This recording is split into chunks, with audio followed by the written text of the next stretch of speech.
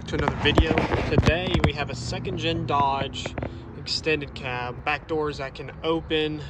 Now this one I'm having issues with it opening up.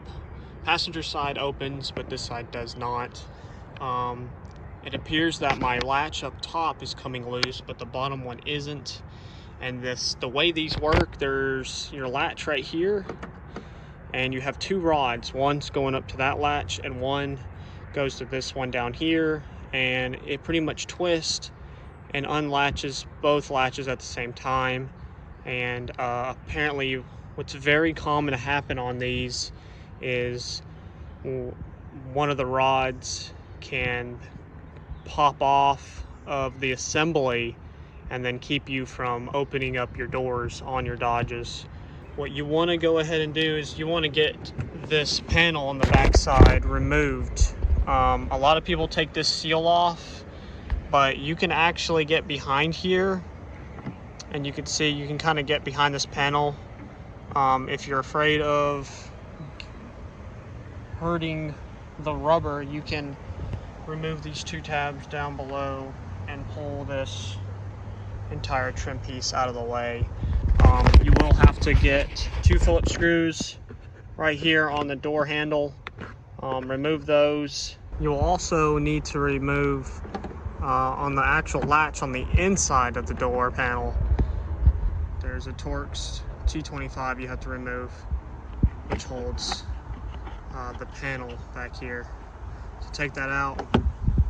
Once you get that Torx out of here, you can look behind this rubber and pull it back just like this. There's a tab right here, you can get there and pop it out. Here's the latch. There's gonna be one right in here. Like, so you get a long screwdriver and you can just slowly work it. Take your time with it, it'll pop off.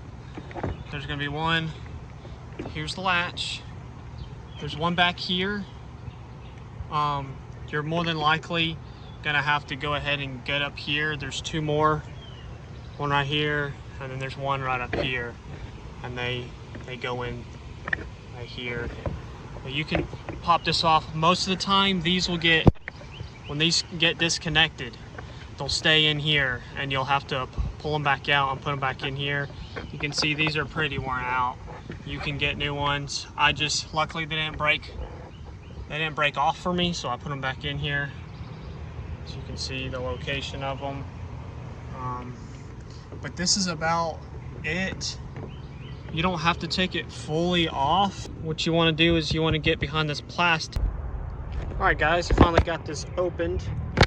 I actually had to reach in here and pull up on the bottom rod right here, and finally got it open. It appears the top latch was working. Then, like I said, you got two more tabs here at the bottom you can pop off, and then one in the back. And then you can disconnect this, or you can just let it hang like I am right now. But once you can get in here, you have this opening right here, you get in and you can actually see this latch. So there it is. And a lot of times right in here, these rods will come undone from those connectors right there. And then you see that bolt in the middle, that is known to come loose and back out. And mine happens to be loose. And you can see it pivots like that.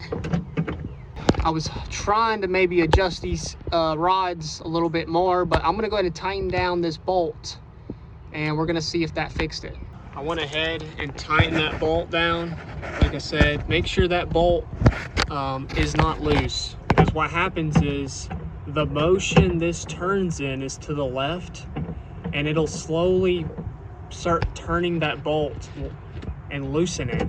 And then the more you kind of use your back door and this latch, the bolt will just get too loose, and this whole assembly just gets too loose, and it doesn't have the proper amount of tension to undo both your latches. So now that that's tight, see it's moving good. You can spray this with some lubricant to make it function a little bit better. I'll pop the cable off so we can go ahead and test the door out. So we'll go ahead and close it. Closes just fine. Go ahead ahead. There it is. Opens up perfectly smooth, closes just fine. So all we have to do is just put everything back together, put that back there. I'm gonna put some lubricant right there, and then that's about it. That's gonna be it, guys. Thank you for watching this video. Hopefully this really helped, and this was a pretty quick and easy video for you guys.